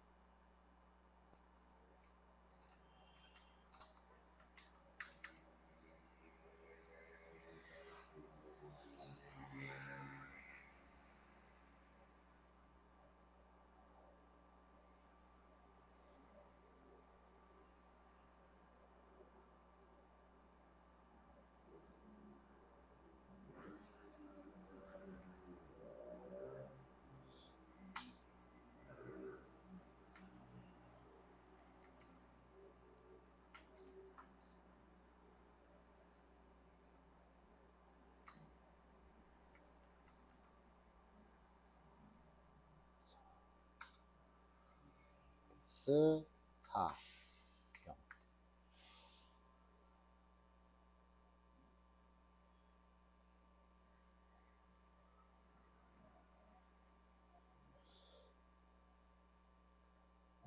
왜 메인에서 잠시만요. 메인에선 그게 안 뜨네.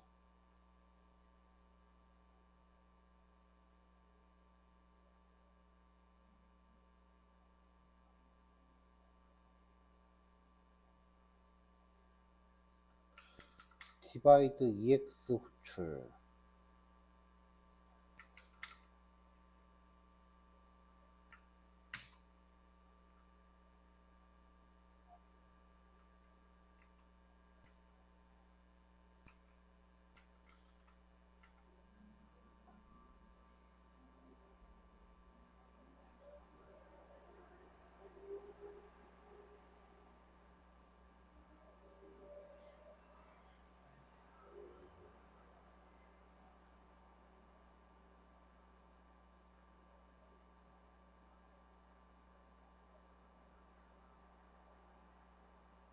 자, 메인은 특수한 메서드라서 지금 이 throws,가 명시된 메서드를 호출할 때 어떤 효과가 안 나오고 있어요.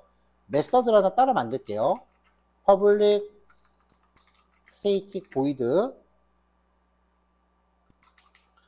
call div int x int y 한 다음에 이 처리를 이 안에서 하죠.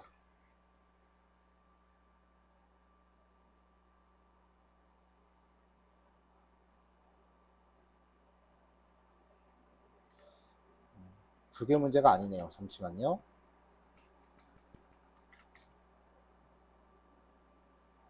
요 예외 자체가 그 상황, 그게 아닌가 보네. 됐다. 네, 이 연산자에 관련된 에러는 강제가 안 되나 봐요. throws exception으로 처리할게요. 여기서도 그냥 exception 클래스로 합시다. 이게 최상위 클래스니까 얘는 모든 에러를 다 커버할 수 있다 그랬죠?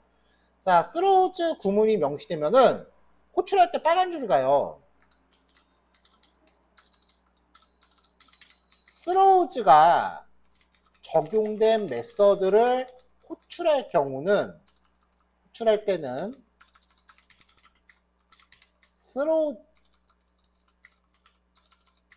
try catch에 대한 사용을 강제받습니다. 사용이 강제됩니다. 그래서 여기서 컨트롤 점 누르면은 서라운드 위드 트라이 캐치라는 메뉴가 떠요. 이거를 딱 선택하면은 트라이 캐치 문법이 자동으로 짠 하고 생겨요.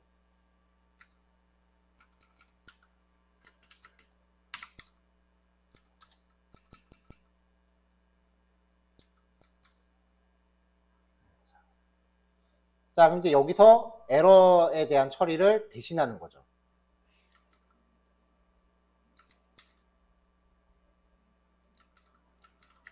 divide 에러, 여기서는 divide ex 에러. throws가 명시된 메서드는 try catch 사용이 강제되기 때문에 트라이 캐치를 안 쓰면 컴파일 에러가 됩니다. 자, 그래서 5, 0 입력하면은 디바이드 EX 에러도 정상적으로 커버가 되죠.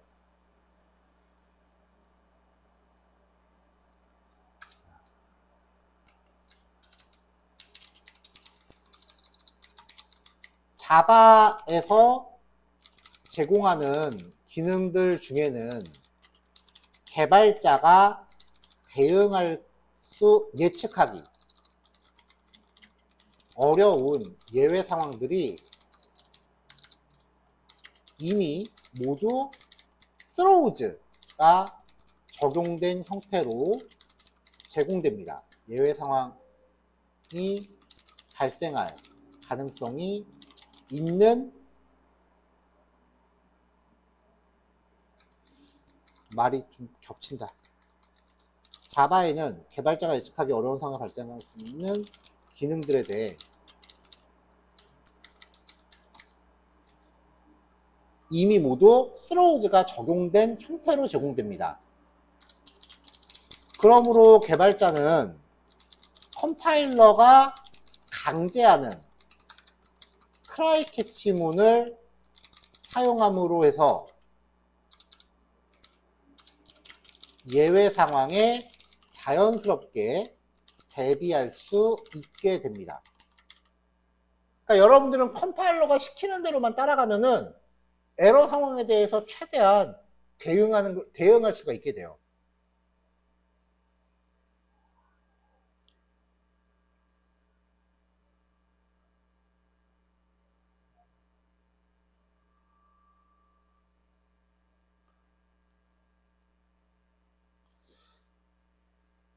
자, 그 다음에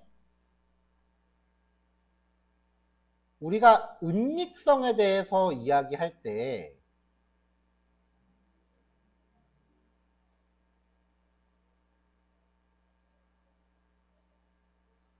멤버 변수를 은닉하는 이유가 이처럼 점수 같은 거 처리할 때 이런 식으로 잘못된 파라미터가 들어오는 거에 대해서 대비할 수 있게끔 한다. 이런 식으로 얘기를 했었죠.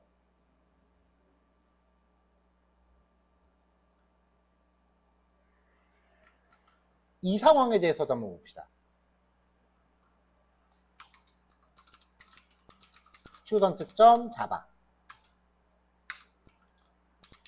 private string name private string 국어 private string 수학 두 과목만 할게요.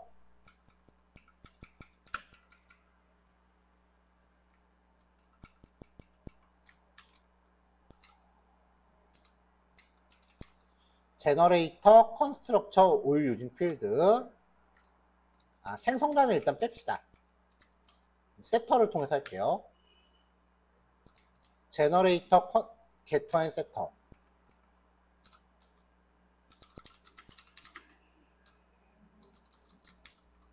그리고 generate toString 이렇게 생성자를 제외하고 메서드를 만들었습니다. 근데 우리 저번에도 얘기했었는데 이런 상황 점수가 이렇게 일반적이지 않은 범위로 전달될 때 대응할 수 있기 때문에 예외 처리를 쓴다라고 했었죠.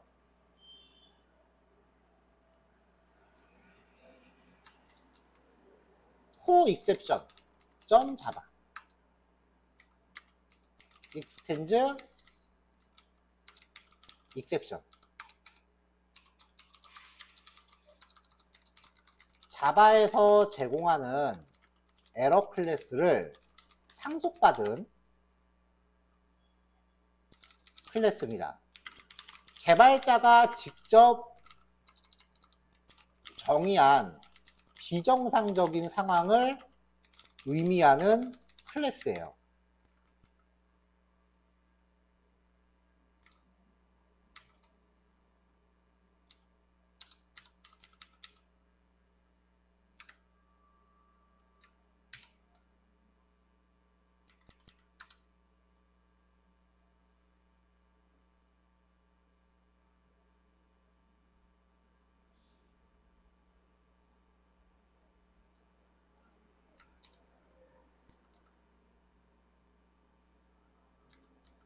자, 얘는 뭐 별다른 거 없이 이렇게 클래스만 정의해 놓으시면 돼요.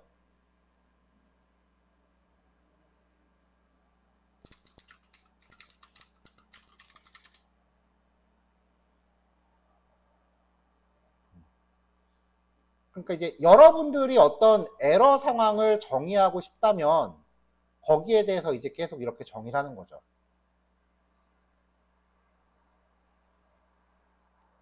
자, 그러면서 이제 에러 메시지를 하나 만드세요. 에러 메시지를 이 안에서 public key와 exception 이라고 하면서 슈퍼한테 에러 메시지를 주시면 돼요. 국어 점수가 범위를 벗어났습니다.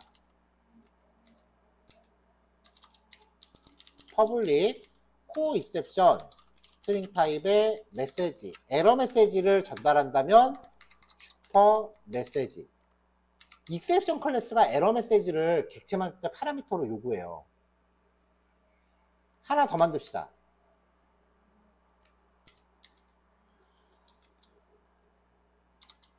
mass exception .java. 내가 만든 클래스다라는 거를 인지하기 위해서 앞에 my라고 붙일게요.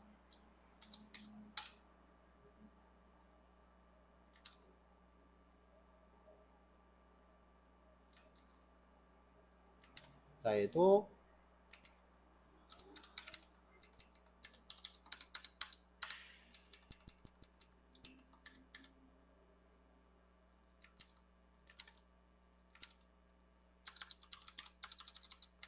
수학 점수가 범위를 벗어났습니다. 자, 이렇게 내가 정의한 에러 상황을 두 개를 정의해 놓고 스튜던트에서 set KOR이 들어왔을 때 if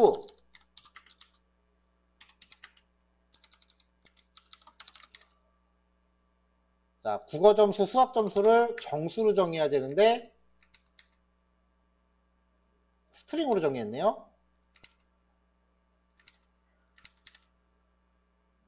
자, 다시 세터 if KOR이 0보다 작거나 or KOR이 100보다 크다면 throws you my KOR exception을 발생시킵니다. throw라고 하는 구문은요, 이 라인에서 에러를 강제로 발생시킵니다.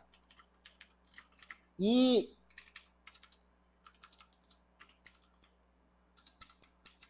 throw 명령은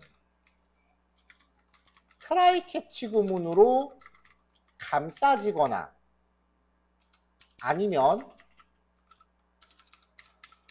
throw 명령을 사용하는 메서드는 throws를 통해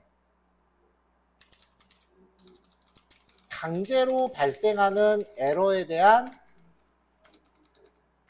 처리를 호출하는 위치로 떠넘겨야 합니다.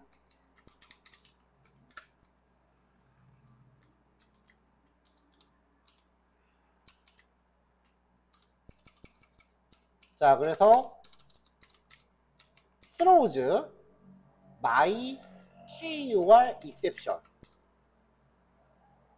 여기도 마찬가지죠.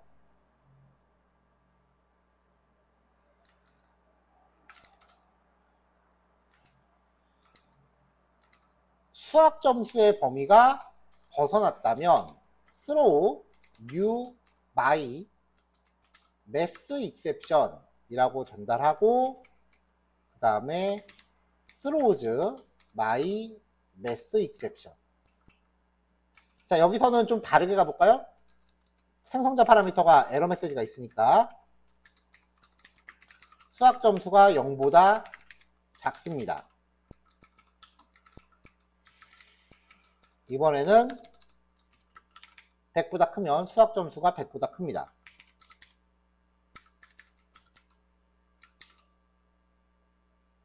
파라미터를 전달하지 않으면 기본으로 설정한 에러 메시지가 발동을 하고요.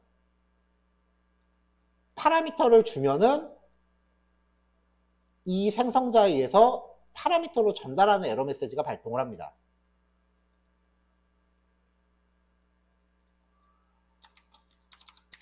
EX06 사용자 정의 예외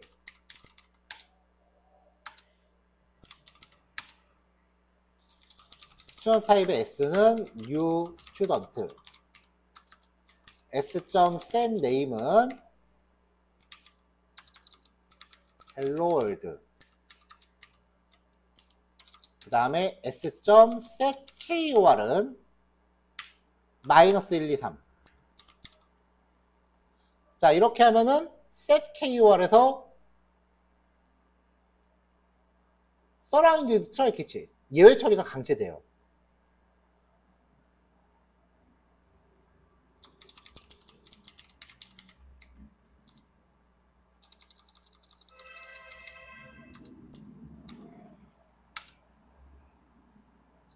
system.err.println은 에러 메시지 출력용 출력문이에요.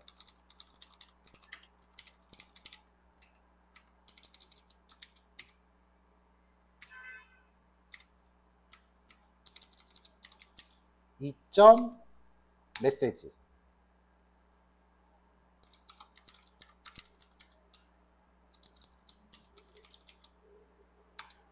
getName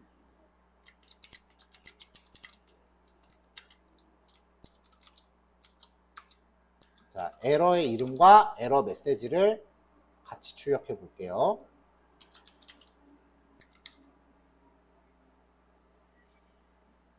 아 getName 없구나.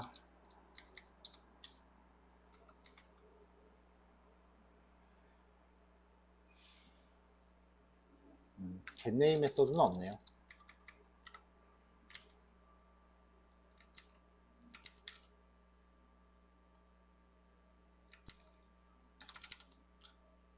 자 이번에는 123을 넣어볼게요.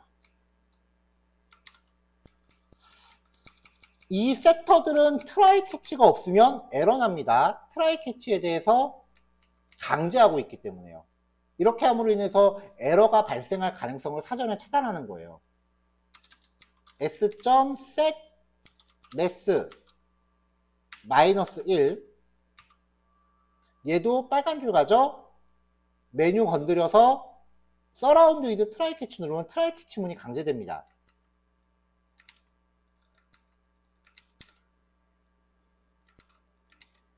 자 이번에는 100일 KOR은 에러 메시지를 딱히 정하지 않았기 때문에 요 상황이건 요 상황이건 똑같은 에러 메시지가 나올 거고요. 수학 같은 경우는 -1보다 작을 때랑 100보다 클 때 에러 메시지를 따로따로 설정해 놨기 때문에 두 상황이 각각 다른 메시지가 나올 겁니다.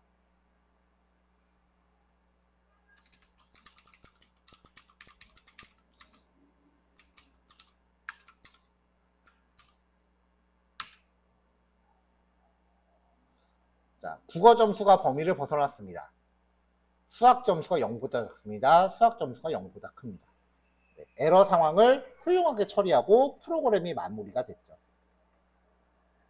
자, 이런 식으로 에러 상황을 내가 직접 정해서 쓸 수도 있습니다. 근데 어떤 상황에 에러를 정해야 될지는 지금 바로 딱히 감이 오지 않을 거예요. 그냥 전체 코드를 해석할 수 있을 정도로만 적용해 놓으세요. 그럼 나중에 여러분들이 스프링 같은 상위 프레임워크를 접하면서 이런 코드를 써야 되는 상황을 자연스럽게 만나게 될 거예요. 그때 이거 예전에 봤던 것 같은데 하면서 오늘 공부했던 내용을 다시 한번 뒤적뒤적 할 수 있으면 돼요. 이거 지금 당장 어떤 상황에 활용해야 된다라고 얘기하기 힘들어요.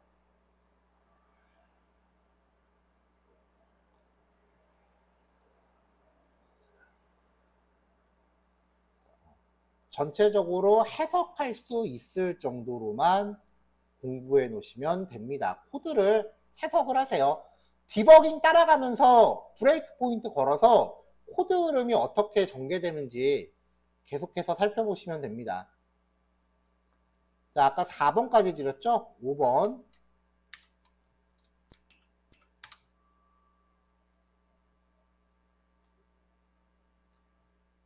자, EX 동호 예외 처리 2 EX06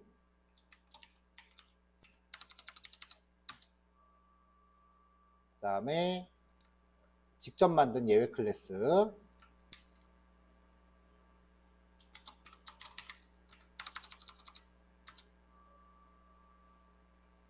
수학에 대해서도 I 매스 익셉션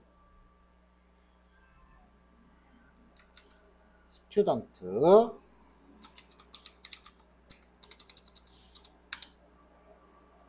그리고 CALC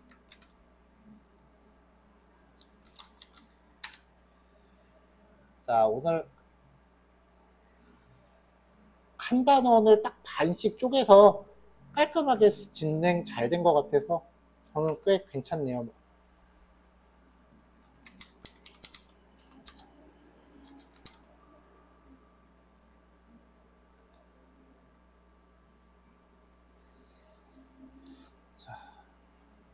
예외 처리 두 번째에 대해서 또 전달할게요.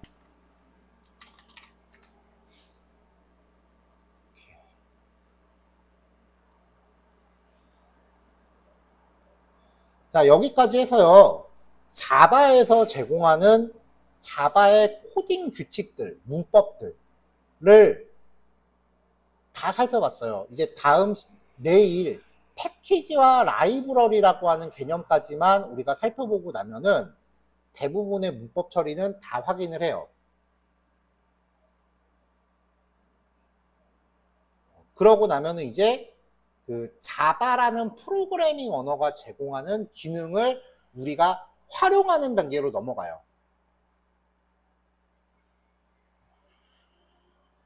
그러니까 이론 수업이 내일 이제 한 단원만 더 보면 끝난다는 얘기고요. 그 다음부터는 자바 활용, 실기로 넘어간다는 뜻이 돼요.